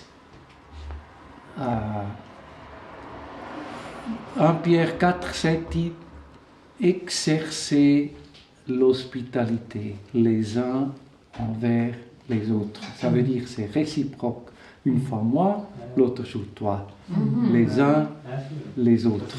Il faut aussi la réciprocité. Il ne faut pas dire moi j'ai rien, je ne peux pas partager. Tu as toujours quelque chose que tu peux partager. Chacun doit se comprendre comme hôte. Si on est toujours invité, tu perds une bénédiction. C'est bien que chacun se convertit en hôte. Chacun n'a pas la maison comme ici, mais chacun peut penser comment je peux devenir hôte. Soit qu'on collabore avec une petite quelque chose, soit qu'on amène une salade, soit qu'on... Chacun est hôte. Exercer l'hospitalité, ça veut dire il faut faire l'exercice. Il ne faut pas dire j'ai pas ce don. J'ai pas le don de hospitalité. On peut l'exercer, on peut apprendre. Et je laisse la parole à Toulouse pour qu'on puisse stretcher ça en nous un peu. Oui. J'espère que moi, j'aimerais juste peut-être nous amener à nous positionner sur ces paroles, nous positionner vraiment sur ce que nous avons entendu aujourd'hui, puisque nous voyons Dans plusieurs passages bibliques, Jésus va vraiment beaucoup utiliser l'accueil pour étendre son royaume. Et je pense que c'est des exemples vraiment qui aujourd'hui, qui nous parlent, moi personnellement, qui nous touchent. Parce que je me dis, mais je me disais tout à l'heure, pendant tout le temps qu'il parlait de l'accueil, je me disais, mais Toulou, lorsque tu te déplaces vers quelqu'un pour aller le visiter déjà, c'est comme si tu es accompagné. Tu es accompagné il y a Jésus qui t'accompagne avec toi, il y a Dieu qui t'accompagne avec toi. Et lorsque tu vas là, tu permets à Dieu d'agir, n'est-ce pas, dans cette maison. Tu permets à Dieu vraiment de parler à cette personne. Tu permets à Dieu de toucher cette personne. Et donc si vraiment nous allons dans ce sens vraiment où Dieu nous allons demander à Dieu vraiment de nous permettre cette ouverture de cœur d'abord. Et donc ainsi Dieu va s'occuper d'étendre son royaume. Et aujourd'hui, parfois, quand on voit ce que nous vivons déjà ici, ça c'est un exemple vraiment très magnifique. Aujourd'hui, Alain, lui, il a ouvert sa maison. Il nous a ouvert sa maison, c'est vrai. Mais derrière cette ouverture naturelle, spirituellement parlant, Dieu prend contrôle de ces lieux. Et moi, je suis sûr qu'aujourd'hui, ce soir, Dieu veut guérir ici. Parce qu'il est là. Je suis sûr que Dieu veut manifester sa présence ici. Et Alain nous accueille, mais Dieu nous accueille ici dans ces lieux pour nous bénir, pour nous toucher, pour nous parler. C'est Dieu d'abord qui nous accueille ici. Et lorsqu'on est accueilli par Dieu, on se sent accueilli par Dieu. On peut aussi accueillir l'autre. On peut aller vers l'autre. Moi, j'ai envie vraiment qu'on prie. Et aussi, c'est vrai, ouvrir nos portes, ouvrir nos cœurs déjà à l'action du Seigneur. Lorsque le cœur est ouvert, la porte de la maison sera ouverte à l'action du Seigneur. Et je suis sûr qu'on peut ouvrir nos cœurs à nos voisins. On peut ouvrir nos cœurs à nos amis. On peut ouvrir nos cœurs à tous les gens qui nous entourent. Et si vraiment, peut-être ceux qui peuvent rester debout, ceux qui peuvent rester assis, mais que chacun vraiment se positionne vraiment devant Dieu et dit, Seigneur, ce que tu m'as donné, je ne veux pas que ça reste là, que ça s'évapore, mais je veux vraiment mettre en pratique. Ouvrir mon petit appartement à ton action. Ouvrir mes connaissances. Peut-être tu ne peux pas leur parler, mais un jour, prends-les. Et viens avec eux chez Alain, par exemple, s'il y a une réunion comme ça. Dieu va les toucher là, Dieu va leur parler là. Et comme ça, peut-être, on peut aussi exercer l'hospitalité, on peut aussi exercer l'accueil. J'ai envie vraiment qu'on se mette devant Dieu et qu'on prie. Si, en tout cas, vous voulez, mais qu'on soit vraiment, que cette ouverture de cœur, cette ouverture d'esprit, qui permet à l'autre d'être touché, qui permet à l'autre de se sentir honoré, qui permet à l'autre vraiment aussi de recevoir cette bénédiction que nous avons tous. On peut peut-être prier ensemble. Alléluia. Oui, Seigneur, nous voulons encore te dire merci pour ton amour, ta fidélité, ta bonté.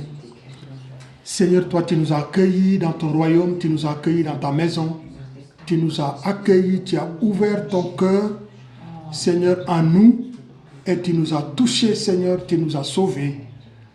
Oh Père, merci vraiment pour cet acte qui est fort. Et nous voyons, Seigneur, ces exemples aussi, Seigneur, avec des gens comme Matthieu, comme Zachée, comme tant d'autres, Seigneur, qui ont aussi non seulement ouvert leur cœur, mais qui ont ouvert leur maison pour que toi, tu te manifestes. Oh Père, nous te demandons, Seigneur, que tu touches nos cœurs à ce moment. Seigneur, nous avons des cercles d'amis. Nous avons peut-être des pièces, nous avons des endroits où nous vivons. Et nous prions vraiment que ces endroits soient des lieux où le ciel va s'aligner avec la terre. Nous prions vraiment que ces endroits, nos maisons, nos appartements, Seigneur, soient des lieux où toi tu vas rencontrer des hommes et des femmes. Nous prions vraiment que ce soit des portes d'entrée, Seigneur, pour toi, pour toucher d'autres personnes. Nous prions, Père éternel, que ce soit des endroits où toi, Seigneur, des terrains que toi tu conquis, des terrains, Père éternel, où toi tu règnes, des terrains où, Père, tu peux vraiment, Seigneur, accueillir d'autres personnes. Oh Père, nous voulons vraiment, Père éternel, t'ouvrir la porte de nos cœurs d'abord. Comme tu dis dans ta parole que tu es là et tu frappes, Seigneur, sur la porte de nos cœurs, que lorsqu'on t'ouvre, Seigneur, on t'accueille. Seigneur, tu viens, tu manges avec nous. Oh Père, nous voulons t'ouvrir la porte de nos cœurs. Et lorsque la porte de nos cœurs est ouverte, la porte de nos maisons, de nos appartements aussi sera ouverte pour toi. Seigneur, nous te bénissons pour ce lieu où tu es en train de manifester ta puissance maintenant. Ici, Père éternel, tu veux restaurer, tu veux guérir. Ici, Père éternel, tu veux toucher. Ici, tu veux répandre ta bénédiction. Oh Père, merci Seigneur pour cet acte. Et nous prions, Père éternel, au Dieu, comme c'est spirituellement, que ça soit aussi dans le visible, le naturel, Seigneur. Nous voulons voir, Seigneur, tes bénédictions ici. Nous voulons voir, Père éternel, ce lieu, Seigneur, les gens même qui vivent ici, être touchés, transformés, parce que ici, tu as pris possession de cette maison. Seigneur, tu as pris possession de la maison de Simon. Et tous les gens qui passaient par là, qui étaient paralysés, Seigneur, étaient touchés. Tout qui avait, Père éternel, qui était sous le poids, Seigneur, de la culpabilité, Seigneur, était vraiment libéré.